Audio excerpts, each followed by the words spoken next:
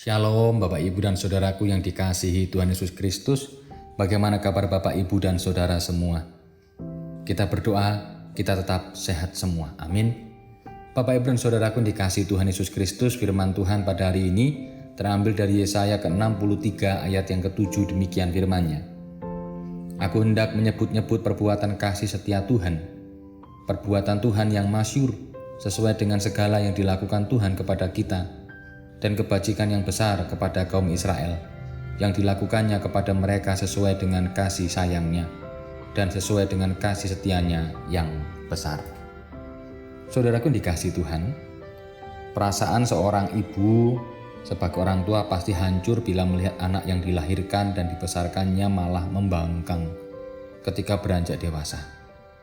Semua ibu pasti mengharapkan anak-anaknya dapat menyayangi dan menuruti mereka hingga akhir hayat.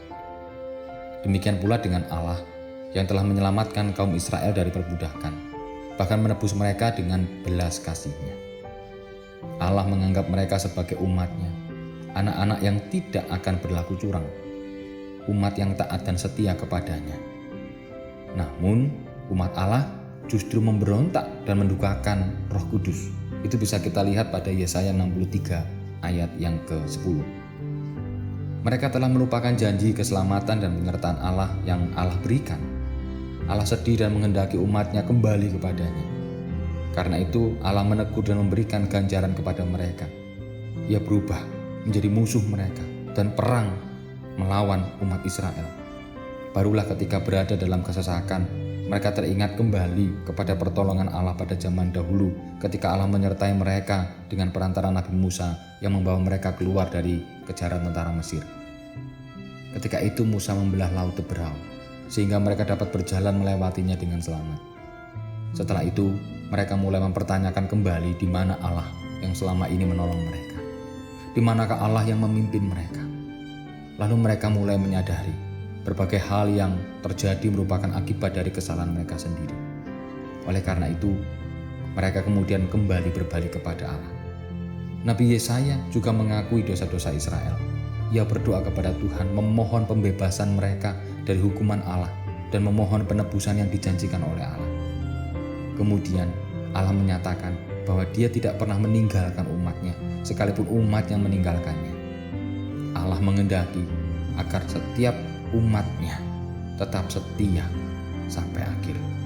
Marilah sebagai umat Tuhan kita belajar untuk tetap taat dan setia kepadanya.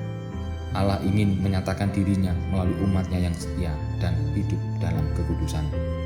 Mari tetap setia seperti Ia setia kepada kita. Kita berdoa.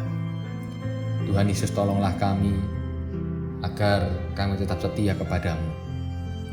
Seperti bangsa Israel yang seringkali menerima berkat Tuhan tetapi kemudian melupakan kasih setia Tuhan. Kami rindu, kami tidak ingin seperti bangsa Israel masa lalu. Kami rindu hidup setia kepadamu, tetap berpegang kepadamu dan mempercayakan diri kepadamu.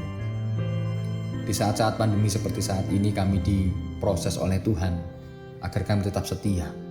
Di masa-masa sulit ini kami tetap diteguhkan kembali bahwa penyertaan Allah tetap ada bagi kami. Yang isoman Tuhan berkati, yang sakit Tuhan tolong, yang bergumul akan kehidupan ekonomi juga Tuhan sertai. Yang percaya Tuhan tidak pernah meninggalkan jemaat-Mu. Terima kasih Tuhan Yesus, di dalam nama Tuhan Yesus Kristus kami berdoa. Amin.